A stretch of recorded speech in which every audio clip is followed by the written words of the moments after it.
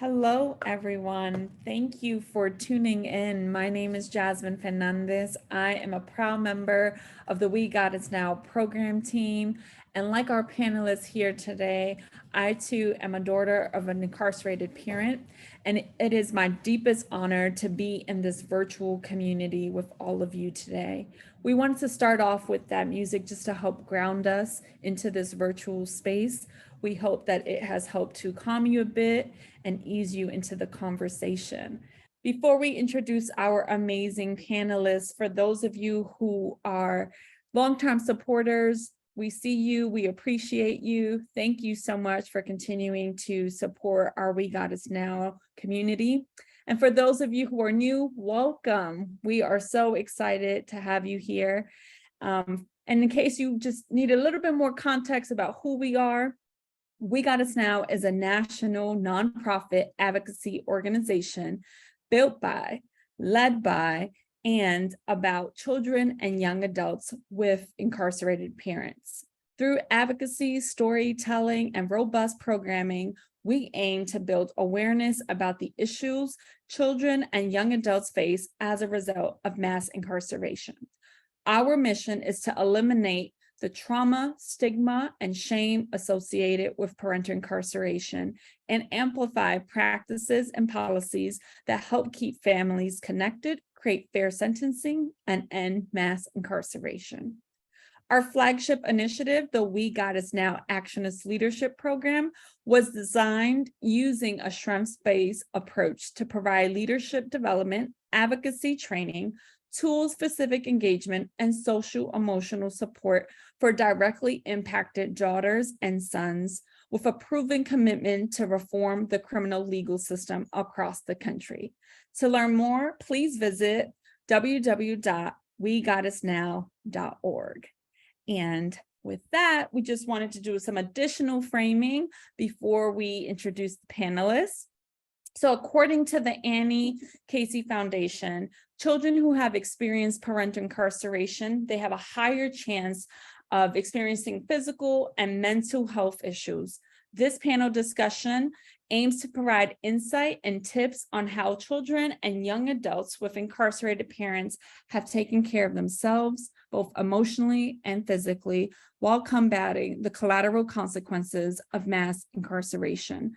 The panelists will also shed light on how they have centered their personal wellness, including finding joy and healing. And without further ado, it is my honor to introduce these dynamic, amazing, powerful actionists. Welcome, everyone. I'm so excited.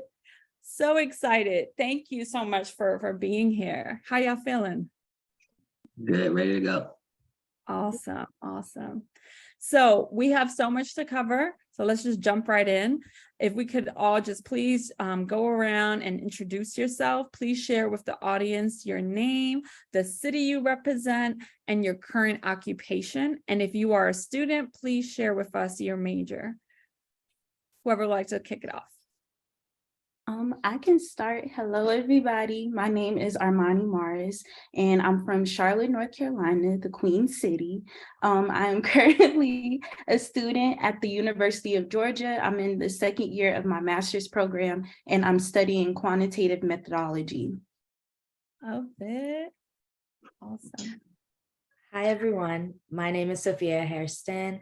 I am from Malvern, Pennsylvania, which is about a 30-minute drive outside of Philadelphia. But right now, I'm in Washington, D.C. at George Washington University, studying psychology and criminal justice. Hello, everyone. I'm Durante Craig, originally from Washington, D.C. I currently reside in Long Beach, California. I am the managing director of a digital marketing agency called 927, and I'm also an adjunct professor at the illustrious Bowie State University. Love it, love it, love it. So excited for the virtual community, the broader community, to hear from all of you today. So I know we gave some framing earlier on, but just to offer some additional context about parental incarceration, I wanted to share with all of you, our audience, the definition of adverse childhood experiences, also known as ACEs. ACEs are traumatic events that occur during childhood, including emotional, physical, and sexual abuse, neglect, and household challenges like parental separation, substance abuse, incarceration, violence, and mental illness. According to the Center for Disease Control, the CDC, parental incarceration is recognized as an adverse childhood experience, and it is distinguished from other adverse childhood experiences due to its unique combination of trauma, shame, and stigma. There is a ton of research that links ACEs to toxic stress, chronic health problems, and mental health challenges in one's adulthood. Whether you are an artist, an educator, a nurse, a lawyer, a youth development specialist, faith leader, whatever you are, we thank you for being here, but it's also important that you pay attention to the explicit, but also sometimes the silent symptoms that children may express when they are dealing with parental incarceration. And so with that, we're now going to open it up to all of you so that you can share with our virtual audience a little bit more insight. As you think back, how do you think your parents' incarceration impacted you emotionally or physically as a child? What were some behaviors or silent symptoms that occurred as a result? My dad was locked up when I was around 8 years old. And while I was very young and shielded from a lot of it because of my sisters, I was also very aware of the changing dynamic with my family. I went from a 2-parent household to my dad being locked up and my mom getting a lot of stress in the body, going into the hospital a lot because she got chronic stress illnesses. And it really took a toll on my mental health along with my sisters. And I developed generalized anxiety disorder and major depressive disorder at a really young age that persisted through high school and that I still struggle with now at college. I also think that adjusting to post-release was really difficult for me. I had a lot of inherited guilt and shame, and that manifested through a lot of resentment towards my parents. I went a year where I just didn't speak at home because I didn't know how to have those conversations because I just missed out on so much of like a childhood parent relationship growing up. It definitely also impacted how I was able to form meaningful connections with my friends because it was something that I never talked about. So it was a large part of my life that they didn't know about and couldn't identify with. A lot of these things I still struggle with. The emotional toll, though, I was very young when my dad experienced incarceration. It still lives with me and I still have to do healing work now. Thank you so much, Sophia, for opening us up and being authentic and honest and vulnerable. And just for our virtual community, that is what we really believe in as a We Got Us Now community, being authentic to ourselves in all parts of being a part of this community and the experience. So thank you again, Sophia, for kicking us off. I would love to give an opportunity for Durante to jump in here because your parent also went in when you were really young. So if you wouldn't mind also talking about what that was like for you when you were a child. Yeah. So my dad has been in prison all my life since I was about a little less than a year old. So all I've known was my dad being in prison. And my father being in prison played a huge role in my life because it changed all the dynamics for me after. I have a younger brother and a younger sister. And I grew up with a single mom. And so my mom worked 2 full-time jobs. So I became the parent and adult for my younger brother and my younger sister. In like my childhood years, it changed. It changed from a young adolescent to a responsible adult, like responsible for everything. And then the things I started to do changed, how I looked at life changed. And I would probably say that wasn't the happiest, especially when I was in like middle school and elementary school, where I would see other children's fathers pick them up from school. And I knew that I was responsible for getting my brother and sister to and from school. So that I specifically remember thinking about moments like that. And then, me, my brother, my sister, we all have different fathers. So on weekends, my brother would go with his dad, my sister would go with her dad, and I'll be stuck at home. So I just remember being unhappy about that situation. And then there would be times and moments where I actually had a chance to go visit my dad. It was quite a bit of like remorse and envy, you know? Thank you so much, Durante. I really also appreciate you elaborating on the complexity of what happens when you have siblings, but y'all may have different parents, and what that's like in terms of navigating that. And then also what it's like for you having to step in and take on more responsibilities while still trying to hold space for your own feelings. So thank you so much for sharing. Amani, this is a great transition because, you know, in our conversations, I feel like there are different elements of both what Sophia and Durante have gone through that you two have experienced. So would love for you to share with us a little bit more.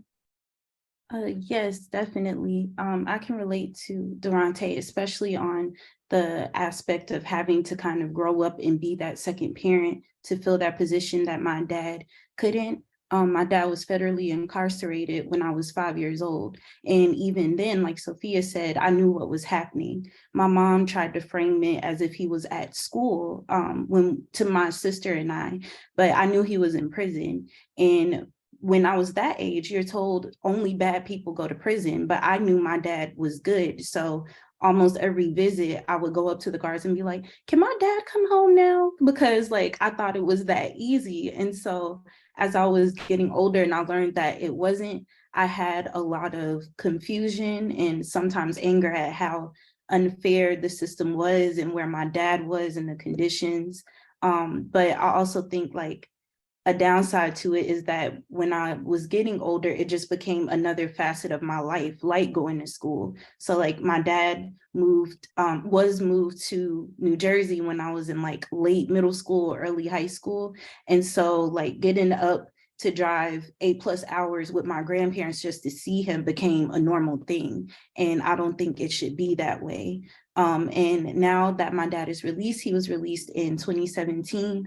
Our relationship is still a work in progress, but especially as I'm in my womanhood and coming more into my womanhood, I'm trying to navigate those boundaries and how to have those conversations with my dad to rebuild our relationship. So I'll say him coming back definitely unlocked a lot of feelings that I didn't realize I had buried when I was little. So.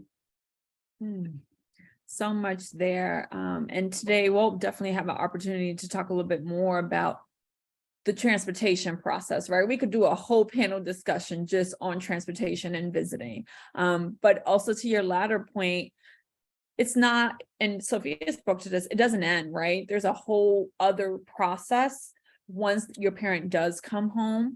But I'm sure that Sophia and Durante share the sentiment. We're so happy for your family to be reunited, and we look forward to when all of our members in our community can be reunited with their parents. So with that, would love to transition a little bit to talk more about the social emotional supports that would have been helpful for all of you, but also as, you know, content experts, subject experts, what is it that you think we should also be considering? We know that in this country, approximately over 2 million children under the age of 18 experience parental incarceration.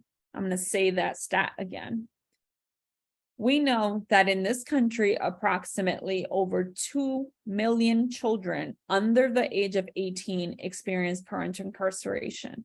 And that's only what's been reported, right? Like some of you talked about, sometimes there's shame and guilt, and so you don't disclose. So building on what all of you shared about the feelings and the symptoms you experienced as a child, I would love to start with Sophia for this question. What advice do you have for audience members who may have a child, or maybe through their work or, you know, through their place of worship, they know a young person under the age of 18 who is currently experiencing parental incarceration? What suggestions and tips do you have for how a trusted adult or even maybe a peer might be able to help? As cliche as it sounds, I think that there's so much significance in checking in. For my situation, all of the adults in my life knew what was going on. my family had the same experience as me, my teachers had the same experience as me, but it was never talked about. And so there was just this overwhelming weight that I was carrying with me that I felt like I couldn't talk about. And I think that it would have been so impactful if someone had just asked me like how I was doing, or if they could help me with anything, or just like checking in to make sure that I knew that there was somebody there that I could feel safe to talk to if I chose to. I definitely know that there's boundaries that people have, and some people don't like disclosing it. And it's a safety thing. People just would they would feel safer not having people know this very, very personal and vulnerable fact about themselves. But I think that just letting the person that's experiencing parental incarceration know that if they do want to talk about it, they can, I think would have been extremely beneficial for me. Thank you so much. I'm seeing some head nods to that. Armani, what do you think from your perspective?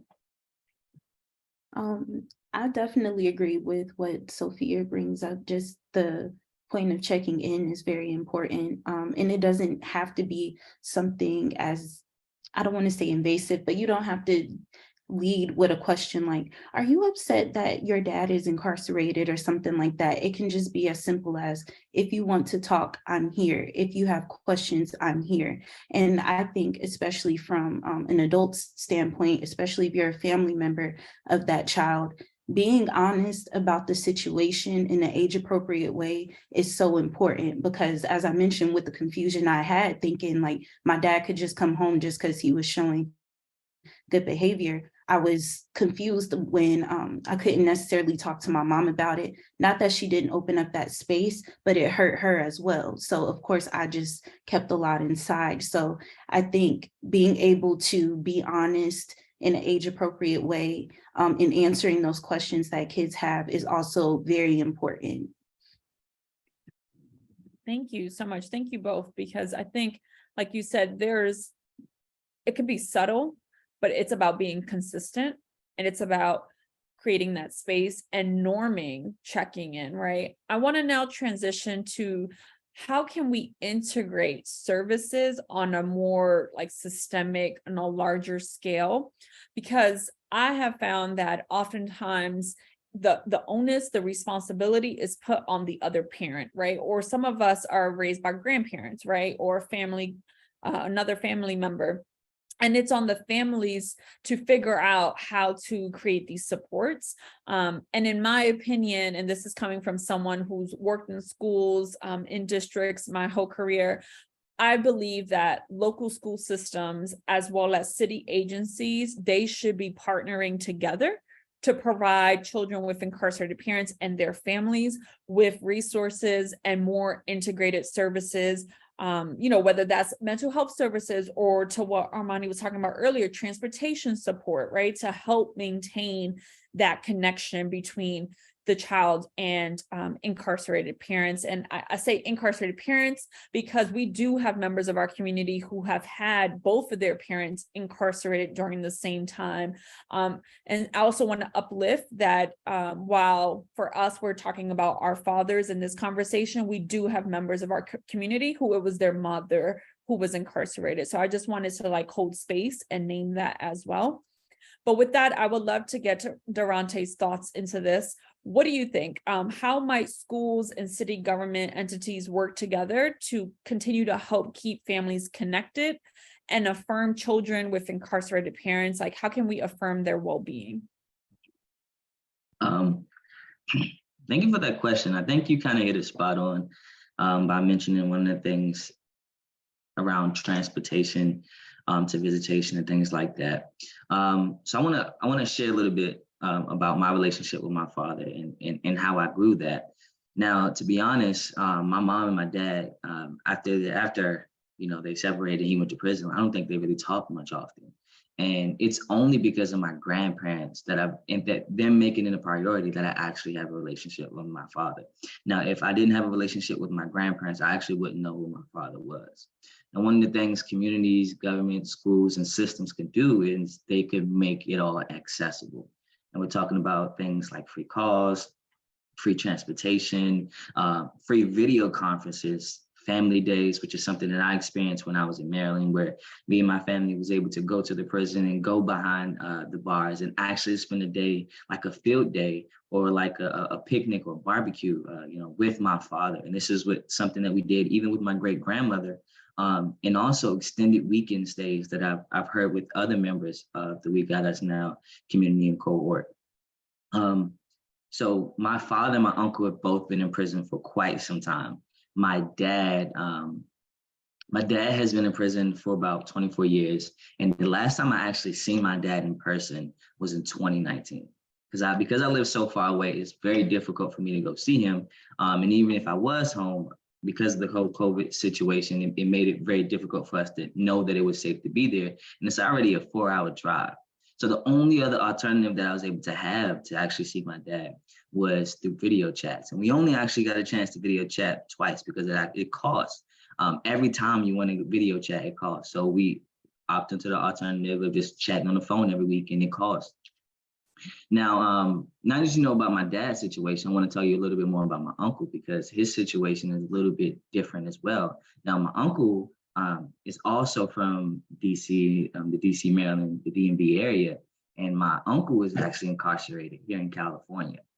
And so just imagine trying to get my grandfather or, his sisters or some of my cousins to actually come to see him. It's a flight and a drive more for them to even come visit him. And for me, he's 9 hours away from me. So it's very difficult to see my dad. It's very difficult to see my uncle. And then with like different constraints, it just makes it very difficult. The last time I seen my uncle in person was 2015. I have never seen my uncle in person while he's been incarcerated. I want to take a moment. This is people's lives. There are so many other young children, young adults, who have similar experiences like Durante. And I want to just thank you for, again, just being so open and breaking that down for the audience, right? Just imagine, like you said, what it's like to have to travel hours, let alone days, potentially, depending on layovers. And then just the cost of that, right? I want this also on the record.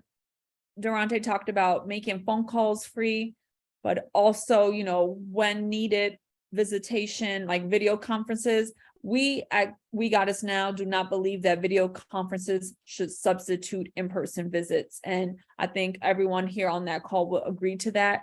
In-person visits are crucial. Family days are crucial. But we also recognize that there are certain circumstances where sometimes that can't happen. And so I think that's what Durante was speaking to. So just thank you for breaking that down and uplifting that so much. So thank you. Sophia, I would love to hear from you. How might schools and city governmental entities work together to keep families connected? Yeah. First, I want to say thank you, Durante, for sharing that.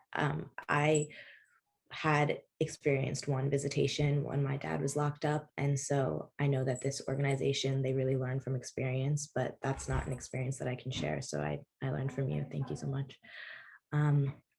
I think that I can speak more about schools. Again, I mentioned before that all of my teachers knew, all of the guidance counselors knew, and there was nobody reaching out. I think that the expectation for academic success when you're experiencing a stressor like this is really overwhelming. I had to switch schools a couple times after my dad was incarcerated. And so not having that consistency within a curriculum was very stressful and very challenging. I think that schools should really make it an effort to do these check-ins with guidance counselors, teachers, tutoring services if the student is falling behind a bit, and overall just extra support from teachers. Just so the student knows that the teachers are also aware of their conditions and that there's not that added pressure. Thank you so much. That's such important feedback for all of our educators, anyone who comes and works with young people. And for those of you who are tuning in, this information we hope is helpful to you and informative. And also, if you are connected to other folks, we ask you to share this because this is really important information. And as you heard Durante and Sophia speak, they have lived experience. And something that we say is our actionists are subject matter experts. And this is a perfect example of how, because of their lived experience, they have some really important ideas and solutions on how we can continue to elevate this community. So thank you so much. So with that, I'm going to transition us to talk a little bit more holistically about wellness and well-being over the years. At We Got Us Now, we talk a lot about whether your parents were incarcerated for 9 months, 5 years, 12 years, 20 or 30 plus years, your experience is valid. Actionists, right? We say this, like, your experience is valid. And yet we know that the challenges and the effects of parental incarceration are often long lasting, right? Going back to our earlier conversation, it doesn't end like a light switch once your parent comes home, or it doesn't end just, once you turn 18, it's like, oh no, it doesn't impact me the same. No, it continues on. And in my case, as someone whose parent passed away, there's still triggers. It's still a healing process. And so with that, I would love to start with Armani this time. Over the years, how has your well-being emotionally, physically improved or declined compared to when you were a child? And we want you to be honest, right? Because it's not always peaches and cream. And then something that's really important too is, what would you say are some structures or supports that you have set up so that you can continue to thrive? And maybe if you could just share, like, what have been some of those bright spots that bring you joy, and also the challenges. You spoke a little bit about how you're still in your womanhood and like coming to what that means and setting boundaries. So if you wouldn't mind just opening it up, what that looks like, that would be great. Yeah, definitely. I am always called like a busybody by like my family and my boyfriend because I just like being on the move. When I was a child, like, of course, with recess, playing outside, that's how I stayed active. And I'm blessed to come from a very loving household and family. So we would do a lot of activities together that would keep me, emotionally happy, physically involved. I was very active when I was in like middle and especially high school. I cheered, I danced, and I did JROTC all at the same time. So I was probably like in my prime health-wise at that time. So like I had these structured activities and just, I guess I was part of these programs that were made for personal wellness and improvement. So it was definitely something that kept me in a good space being in those programs when I was in high school. And I just felt like I was like an overall happy person during that time. Again, I was staying busy, so it helped. I'll say college was great as well, like being able to build community. I think that's a great, I think that's a very important and big part of health, having people to connect to. And in college, like I found 3 of my best friends, so it was great. And once I got into my master's program, I was just in a very different environment.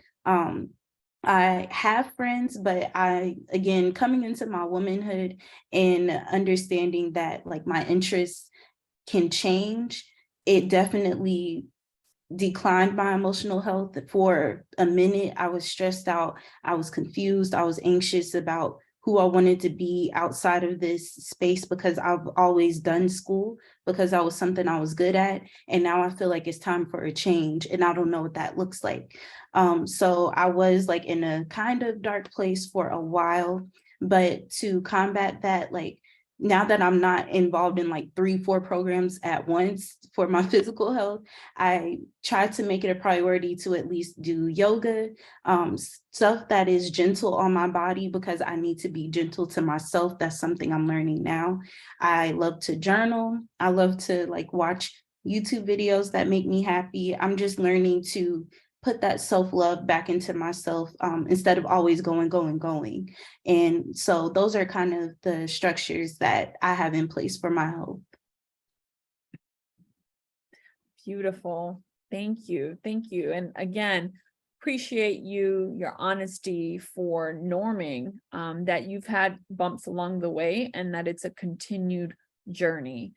And I think maybe Durante could also relate to that, especially as you talked about, you had to look out for your siblings. So would love to hear from your perspective, how has your well-being emotionally, physically improved or declined? And you're in Cali, so would love to hear a little bit more about, structures and supports that you have set up or you're trying to be more intentional about. Awesome. So I'm going to start off well, first off, it all has increased. So emotionally, physically, everything has increased. But I'm going to start off by telling you the story about me as a kid. So to be honest, looking back, I always thought that I was like a pretty okay, normal kid, but from the outside looking in, now that I think of like how people interacted with me, I think they would have seen me as a pretty serious and sad kid. And the reason I say this is because I remember being in either 6th or 7th grade, and I had a teacher and she walked around the classroom and she gave all of the classmates adjectives. And I remember her specifically coming to me and she gave me an adjective. And the adjective was melancholy. Now, back then, I thought melancholy was like the beautiful growth of a flower. And then when I got to high school, I learned the thing called SAT words. And then I found out what melancholy meant. And so melancholy actually means a feeling of pensive sadness, with typically no obvious reason. And Sophia talked about earlier of how parents and teachers should actually give a lot and do a lot for students. And this is a reminder for me that, all the things that I was doing and dealing with at home kind of like showed on my sleeve. And it also shares and tells me that my teachers didn't know. They actually had the slightest clue, especially to use an adjective or word like that. And so that was how the world was for me. I remember like not smiling often. I remember like not wanting to take pictures. I was a super serious kid now that I think about all this. But today, I am not that same person. And I think a lot of it has to do with how I've grown and evolved over time. So today I would consider myself a pretty happy, easygoing, positive, high spirit, joyful person. And a lot of my support system and team comes from my family members, some of my best friends, my fraternity brothers. And I've also done counseling when I was in college and undergrad. But for the most part, I think what has changed me and what contributes to, I guess, my happiness and this growth today is the relationship I have with my father. So I recently finished this book called Dear Father, Dear Son. It's about a kid who hated his father and he stopped talking to him for 10 years. And he wanted one day to come back and tell his father all the things he did wrong and leave. He thought this was going to make him feel better, but actually they ended up sitting down and having an 8-hour conversation. And for the first time, he actually got to meet his father. And from then on, these two have been best friends. And that simple story is much similar to mine because growing up, I really didn't know who my father was. I just knew that I had to get in the car with my grandparents every other weekend and drive up the road 5-6 hours, maybe 12 hours, to how it seemed as a kid. But it never was that long, but to go see him and then come back, but I never knew who he actually was. And as I got older, I started to ask more questions. I started to be more transparent. And I started to look at him more of a friend. And now I could say my father's one of my best friends, and I can tell him anything, and vice versa. And so that community, that space, those people have definitely helped me become who I am, as well as changing my environment. So finding new places, finding new worlds to explore, and just seeing what I can make of myself in a new environment. I love that. I love all of that. I love that for you and your father. And I think that's something we want our audience to also know, is that it's a process. And Sophia spoke about this too. There's sometimes resentment, there's sometimes frustration. And as Armani mentioned, having to figure out, especially when you become the adult as well, how do you be clear about your boundaries and what you need? But also what we want our audience to know is that we each have been able to have these conversations, and we're fortunate for that. But again, we recognize that it's a journey, it's a process, and everyone's experience is unique to them. So we also want to like uplift that.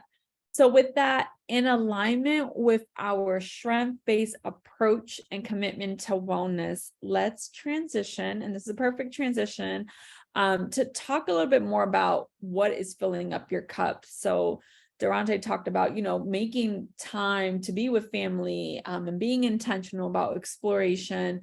I would love to kick it off to Sophia. Can you tell us what are some activities you've engaged in as of late that have helped to bring you comfort and joy?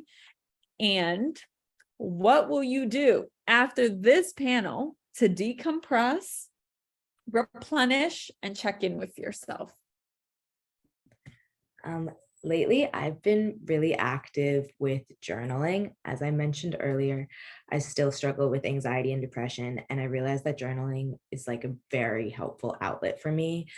I also started writing poetry within the past year, and I've been writing like a lot about actually We Got Us Now too. It's helped me a lot, just like putting my life on paper and seeing myself from an outside perspective has really helped me.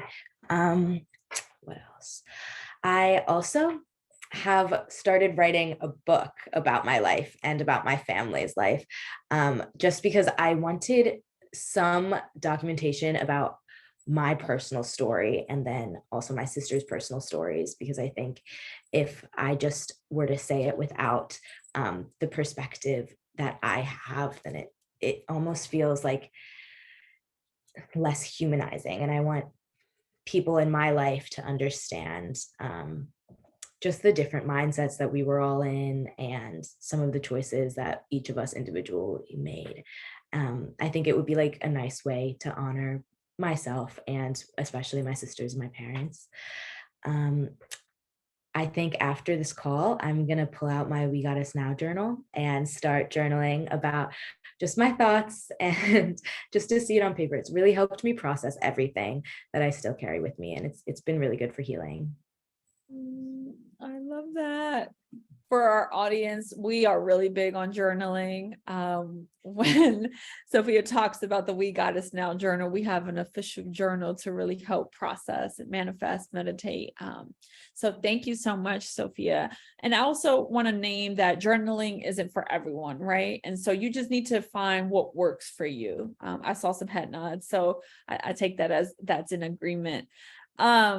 Armani, would love to hear a little bit more from you in terms of activities that you've been engaging in as of late that have brought you comfort and joy. And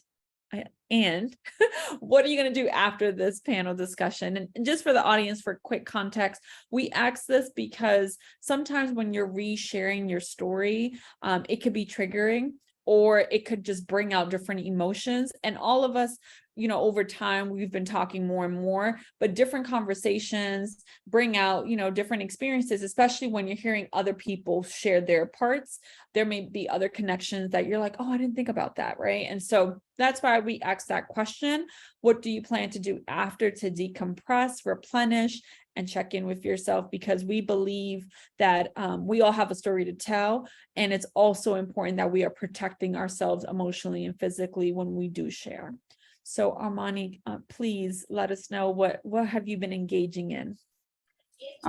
Just like Sophia, I've been journaling a lot too lately, especially since I've received my lovely journal. I even wrote the other day that when I run out of pages in the journal, I'm gonna be so sad. So I have been writing a lot, and I've been letting my thoughts be unfiltered, because I do notice I'm so used to academic writing. I even try to form my thoughts in that way, like grammar wise and stuff like that. And it's like, why? These are my thoughts. This is what I want to say. So I've been doing that a lot, and it's definitely been helping, outside of, well, trying to stay consistent with yoga and working out, which I really enjoy. I love cleaning up my space. That's like a relaxing thing for me to do. And I love like candles and stuff that smells good. So it just makes me really comfortable in my space. And I love my space. So having alone time is also a way that I like fill my cup back up, especially when I'm exhausted from other things. And I love spending time with my family and friends. They bring me so much joy. So after this, we're actually having like a birthday get together for my roommate here at my apartment. So I'll be getting ready for that after this. And I'm just going to be ready to have a great time, eat a lot of pizza and wings. So yes. I love it. All the things, physically, emotionally, small, big. Thank you for that. Appreciate that. Durante, bring it home. Tell us a little bit more. And, you mentioned this briefly that you did do counseling, and I wanted to norm that is really important. I myself did therapy when I was in 3rd grade and then stopped. And then for the first time now, I'm 32, I started therapy and I found a Latina therapist, and transformative. So would love to turn it over to you to talk a little bit more about what your process has been and how you've been filling up your cup. Awesome. Thanks for that question. So I'm an introvert, all right? A lot of people think I'm an extrovert. I would kind of put myself on the omnivert scale, but I'm really an introvert. So the best way for me to recharge is to go be by myself, right?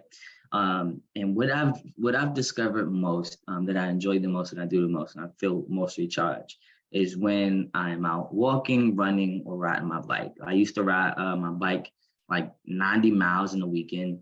That's not a lot to people who actually ride bikes, but it's really for me to go explore and find some new areas that I haven't been to. And during this time, I normally, pop my AirPods in and listen to a podcast or listen to an audiobook. But it allows me to step away and look at what's in front of me, essentially being present. And also doing so, it kind of helps me figure out what problems that I have and essentially how to solve them. So I like to go out, be in nature, either hike, run, ride my bike, and get lost somewhere and essentially find my way back. I felt that. Armani, Sophia, you felt that? You felt that? Yeah. So with that, before we transition to the closing, as it relates to children with incarcerated parents, including young adults over the age of 18 who are still dealing with the effects of parental incarceration, what do you want them to know? What is one piece of advice, hope that you wish to share? Whoever I can share. Go ahead. I'll share. So this is an old quote that I keep with me. And it goes like this. Essentially, there was a man who was an alcoholic and he had 2 twin sons. One son grew up to be an alcoholic and he was asked, well, what happened to you? And he said, well, with a father like mine, what do you expect? Now his twin brother grew up to never drink alcohol in his life, grew up to be really successful, grow companies, businesses, and be a sample citizen of a nation. And then people asked him, how did you end up this way? And he said, well, with a father like mine, what do you expect? So there's these 2 boys with the same dad in different perspectives. Essentially, it's the victim or the victim mindset. You have a choice. And in this situation, your mother or father may be in prison. With a father like or mother like yours, what do you expect? Whatever you feel that up to be is what you can be. Thank you for that. Who's next? What words of advice or hope, messages of hope do you wish to share? I can jump in. I want to say, for one, that you're not weird in how you feel. Your feelings are very validated, and it can be a very confusing and unfair process because you didn't ask to be in the situation that you're in. But you're not alone. There are people you can reach out to, including us, that are comfortable with telling our stories And we have these experiences so we can sympathize. So I just really want to highlight that, because I know a lot of times, like especially me as a Cancer, I'm told I'm sensitive, or I was told I was sensitive a lot. So I just want to really uphold that feelings are valid. And I also want to say that your feelings can be turned into action. You can learn how to put laws into place or do advocacy for your parents and for other kids that are living these experiences, because these experiences can leave you helpless, but you have support and there are things you can do. So that's my advice. Come on, Armani, come on. That's the word right there. Thank you for that. Sophia, love to hear from you. Yeah, I Bring love it what on. both of you guys have shared so far. Again, kind of like echoing what Armani has shared. There are people advocating for you, even though this experience can feel extremely isolating. There are communities like We Got Us Now, and probably within your own community that can relate and that are there for you and that are fighting for you and your family as well. And I think that it should just motivate you to not give up on your journey, and that there is a lot of progress in the criminal justice system that needs to be done, but we're trying to take the steps to make those efforts possible and to just not give up. All of that. I echo that. I'm grateful to all of you. Thank you so much, Actionists, for just your deep insight, your vulnerability, your continued commitment to each other, to this cause, to the community. I'm so grateful, so proud to be a part of this community with all of you. And to those of you who have tuned in and you're intrigued and you want to learn more, just a friendly reminder to please visit our website at www.WeGotUsNow. And if you don't already, please follow us on social media. Our handle is @WeGotUsNow. And to our new friends and longtime supporters, we ask you to please consider donating to We Got Us Now this holiday season. You see these official hoodies. Can y'all like show the hoodies a little bit? Yep. You can get a hoodie, also our t-shirt, Sophia. I have it in red. So please go onto our website. You can shop online, or you can also just click and donate to our future actionists, because we want to continue to do this programming where we can highlight daughters and sons who are impacted by parental incarceration all across the country. And with that, we will close this session the way that we started. So let us all just take a moment for gratitude and stillness.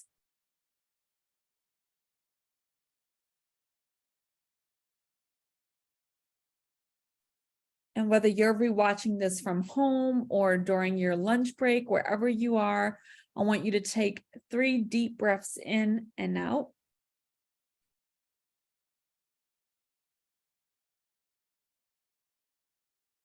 You can count in for 3 and out for 5.